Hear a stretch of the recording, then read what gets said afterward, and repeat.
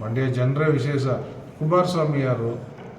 ಎಂತೆಂಥವ್ರನ್ನ ತೋರಿಸೋಕೆ ಮಾದೇಗೌಡರನ್ನ ಸೋಲಿಸ್ಬಿಟ್ರು, ಅಂಬರೀಷ್ ಅಂಥವ್ರನ್ನ ಇಡೀ ವಿಶ್ವದಲ್ಲೇ ಖ್ಯಾತಿ ಪಡೆದಂಥ ಅಂಥವ್ರನ್ನ ಸೋಲಿಸ್ಬಿಟ್ರು. ಎಂತೆಂಥವ್ರನ್ನ ನಮ್ಮ ಜಿಲ್ಲೆಯಲ್ಲಿ ಸೋಲಿಸ್ಬಿಟ್ಟಿದ್ದಾರೆ. ಈ ಕುಮಾರಸ್ವಾಮಿ ಯಾವುದೋ ಊರಿಂದ ಬಂದವರು, ಅವ್ರನ್ನ ಏನೂ ಇಲ್ಲ ನಮ್ಮ ಜನ ಅಷ್ಟು ಏನು ಗಣನೆಗೆ ತಗೊಳ್ಳಲ್ಲ. ಅವ್ರ ಕೊಡುಗೆ ಏನಿಲ್ಲ ಅಂತೀರಾ ಸರ್ ಜಿಲ್ಲೆಗೆ? ಏನೇನೂ ಇಲ್ಲ, ಜೀರೋ.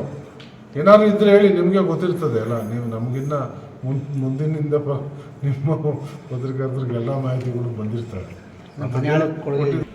ಈಗ ನಾವು ಮಾಡ್ತಾ ಇರೋದು ಹೇಳಿದ್ನಲ್ಲ, ನಾವೇನು ಸೇವೆ ಮಾಡ್ತಾಯಿದ್ವಿ, ಏನು ಜನರಿಗೆ ಅಭಿವೃದ್ಧಿ ಮಾಡಲಿಕ್ಕೆ ನಾವೇನು ಹೋರಾಟವನ್ನು ಮಾಡ್ತಾಯಿದ್ದೀವಿ, ನಮ್ಮ ಸರ್ಕಾರ ಸ್ಪಂದನೆಯನ್ನು ಮಾಡ್ತಾಯಿದೆ. ನಾವೆಲ್ಲ ಏನು ಇಲ್ಲಿ ಅವಶ್ಯಕತೆ ಇರುವಂಥದ್ದೆಲ್ಲವನ್ನು ಕೂಡ ನಮಗೆ ಯಾವುದನ್ನು ಕೊಡಲ್ಲ ಅಂತ ಹೇಳಿಲ್ಲ. ಮುಖ್ಯಮಂತ್ರಿ ಆಗಲಿ ಉಪಮುಖ್ಯಮಂತ್ರಿ ಆಗಲಿ ನಮಗೆ ಧಾರಾಳವಾಗಿ ನಮಗೆ ಅನುದಾನಗಳನ್ನ ಕೊಡ್ತಾ ಇದ್ದಾರೆ. ಹಂಗಾಗಿ ನಮಗೆ ಅಭಿವೃದ್ಧಿ ಮಾಡುವಂಥದ್ದು, ನಾವು ಜನರಿಗೆ ಸ್ಪಂದನೆ ಮಾಡುವಂಥದ್ದು, ನಿತ್ಯ ಬೆಳಗ್ಗೆದ್ದರೆ ಜನರ ಸೇವೆ ಮಾಡುವಂಥದ್ದು, ಅವರ ನಿರೀಕ್ಷೆಗೆ ನಾವು ಸ್ಪಂದಿಸ್ತಾ ಇದ್ದೀವಿ. ಸ್ಥಳೀಯರಿಗೆ ಅವಕಾಶ ಕೊಡಬೇಕಂತ ತಾವೇಳ ಸ್ಥಳೀಯರು, ವಿಶೇಷವಾಗಿ ಸ್ಥಳೀಯರು. ಮತ್ತು ಅವರೇನೋ ರಾಜಕಾರಣ ಮಾಡಿ ಏನೋ ಇಲ್ಲಿಂದ ಮಾಡ್ಕೋಬೇಕು, ಅವರೇನೋ ಕುಟುಂಬ ರಾಜಕಾರಣ ಮಾಡ್ಕೋಬೇಕು ಅಂತ ಬಂದವರಲ್ಲ. ಅವರು ಏನೋ ಈಗ ನಾನು ಹೆಂಗೆ ಬಂದೆ, ಏನೋ ಒಂದಿಷ್ಟು ನಮ್ಮ ತಾಲೂಕಿಗೆ ಸೇವೆ ಮಾಡಬೇಕು ಅನ್ನೋ ಉದ್ದೇಶದಲ್ಲಿ ಬಂದೆ. ನಾವೇನು ರಾಜಕಾರಣಿ ಕುಟುಂಬದವರಲ್ಲ.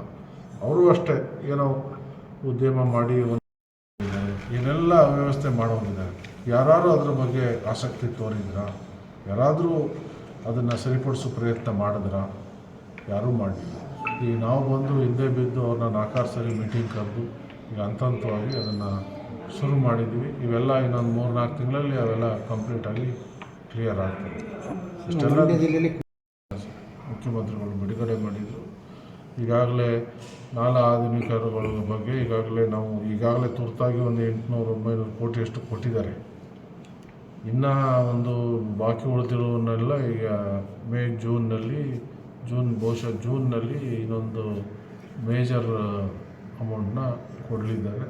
ನಮಗೆ ವಿಶೇಷವಾಗಿ ನಮ್ಮದು ಮಳವಳ್ಳಿಗೆ ಥೈಲ್ಯಾಂಡ್ಗೆ ನೀರು ಸಮರ್ಪಕವಾಗಿ ಬರಲ್ಲ ಅನ್ನುವಂಥದ್ದು ರೈತರದ್ದು ಕೋರಿಕೆ ಇದೆ. ಅದಕ್ಕೆ ಎಲ್ಲ ಕೃಷಿ ನಾಲೆಗಳ ಆಧುನೀಕರಣವನ್ನು ಶೀಘ್ರದಲ್ಲೇ ಮಾಡಬೇಕು ಅಂತ ನಿರ್ಧಾರ ಆಗಿದೆ. ಸೊ ಈ ಕೋಡ್ ಆಫ್ ಕಂಡಕ್ಟು ಎಲ್ಲ ಚುನಾವಣೆ ಪ್ರಕ್ರಿಯೆ ಬರಲಾಗಿ ಸ್ವಲ್ಪ ಅದಕ್ಕೆ ತಡೆ ಆಯಿತು. ಇನ್ನೊಂದು 3 ತಿಂಗಳು ಅದಕ್ಕೂ ಕೂಡ ಒಪ್ಪಿಗೆ ಸಿಗ್ತದೆ. ಎಲ್ಲ ನಮ್ಮ ಏನು ಜಿಲ್ಲಾದ್ಯಂತ ನಮ್ಮ ಪಕ್ಷದ ಶಾಸಕರು ಇರ್ಬೋದು, ನಮ್ಮ ಉಸ್ತುವಾರಿ ಸಚಿವರು ಇರ್ಬೋದು, ಒಗ್ಗಟ್ಟಿನಿಂದ ಈ ಒಂದು ಜಿಲ್ಲೆಯಲ್ಲಿ ಏನಾದರೂ ನಾವು ಒಂದು ಸಾಕ್ಷಿ ಗುಡ್ಡಿಯನ್ನು ಕೊಡಬೇಕು. ನಮ್ಮ ಜನರಿಗೆ ಏನೇನು ಅನ್ಯಾಯ ಆಗಿದೆ ಹಿಂದಿನಿಂದ ಅದನ್ನೆಲ್ಲ ಸರಿಪಡಿಸ್ಬೇಕು. ಯಾಕೆಂದರೆ ಹಿಂದೆ ಅವ್ರಿಗೆ ಬೆಂಬಲವನ್ನು ಕೊಟ್ಟಿದ್ರು ಇಡೀ ಜಿಲ್ಲೆಯಲ್ಲಿ. ಎಲ್ಲರೂ ಕೂಡ ಹೋಲ್ಸೇಲಾಗಿ ಸೋಲಿಸಿದ್ರು. ಕಾಂಗ್ರೆಸ್ಸನ್ನು ನಿಂತಿದ್ದನ್ನಂತ ಎಲ್ಲರೂ ಸೋಲಿಸಿದ್ರು. ಸೊ ಅವರೆಲ್ಲ ಗೆದ್ದರು, ಮುಖ್ಯಮಂತ್ರಿ ಆದರು, 4-5 ಜನ ಮಂತ್ರಿಗಳಾದರು. ಆದರೂ ಕೂಡ ಏನು ನಿಮಗೆ ತಿಳಿದಿದೆ, ನೀವು ಇಂಥ ಕೆಲಸ ಮಾಡಿದ್ರು ನೀವೇ ಏನಾದ್ರು ಒಂದು ಉದಾಹರಣೆಗಳು ಕೊಡಿ, ಯಾವ್ದಾದ್ರು ಶಾಶ್ವತವಾಗಿ ಪರಿಹಾರ ಮಾಡಿರೋದಂಥದ್ದಿದ್ದರೆ ಹೇಳಿ. ಈಗ ಅವ್ರ ಅವಧಿಲಿ ಹೈವೇ ಆಗ್ತಾಯಿತ್ತು.